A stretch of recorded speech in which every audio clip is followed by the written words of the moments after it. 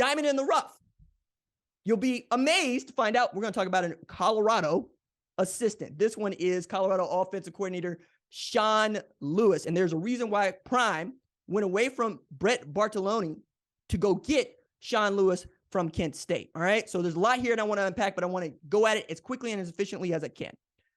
So the first thing to know about Lewis is that the offense is going at warp speed and it wants to put up a lot of points and a lot of yardage. As a matter of fact, Lewis said playing in his offense is like riding a bike down a volcano that's erupting.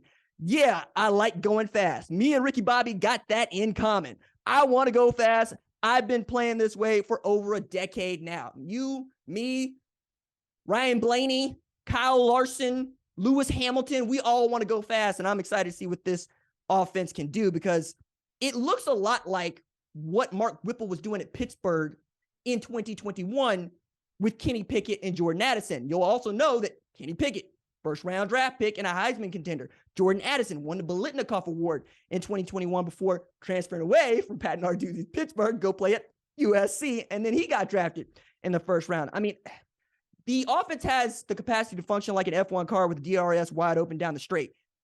Pitt won an ACC title in 11 games running this similar offense, all right? It's also a guy that is on his come up in a hurry. So he's a former head coach at Kent State. At one point, he's the youngest head coach in all of college football. As a matter of fact, when he was hired away from Syracuse, he was 31 years old. For context, Lincoln Riley was 34 when he was hired at Oklahoma. And like Riley, he got started coaching early. As soon as he finished, get this, Wisconsin in 2007, where he showed up as a quarterback and was converted to a tight end. Wild, right?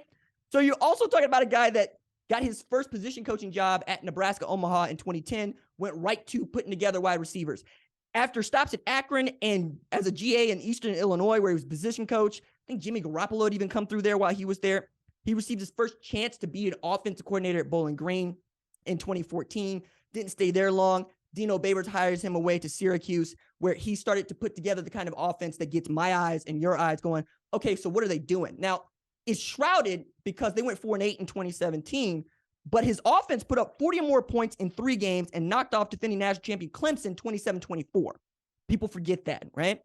That same year, they averaged 456 yards of offense and 24 first downs per game. That's ridiculous. Also, fast-paced, right? They got off nearly 88 plays per game, right? He also had, again, a great wide receiver in Steve Ishmael, who broke the single-season program record for catches in a season with 105 and had 1,300 yards receiving. You see how I am making the reference to Jordan Addison, and also why you, like I, should be looking at Jimmy Horn going, how many passes is that wide receiver going to catch? Because it could be upwards of 80 or 90 balls in 2023. Okay, so after he gets to Kent State, all they did was turn up and go show out, right? So he's 24-31, which I understand is a losing record, but I'm looking at the offensive side of the ball, and they were really outstanding. During their abbreviated 2020 season, Kent State led the nation in total offense with 600 yards a game and scored 49.8 points per game.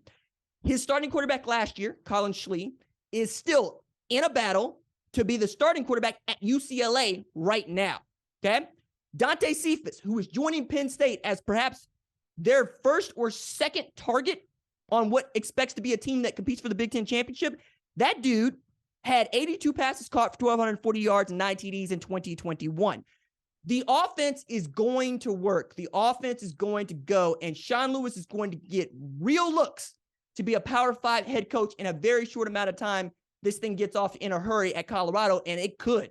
They got the not defending. They have the national champion runner-up, Texas Christian, when they open their season in Dallas-Fort Worth. We're all going to watch it. It's on Big Fox. They have another big game against Nebraska that I made reference to earlier. And then you're talking about Pac-12 play.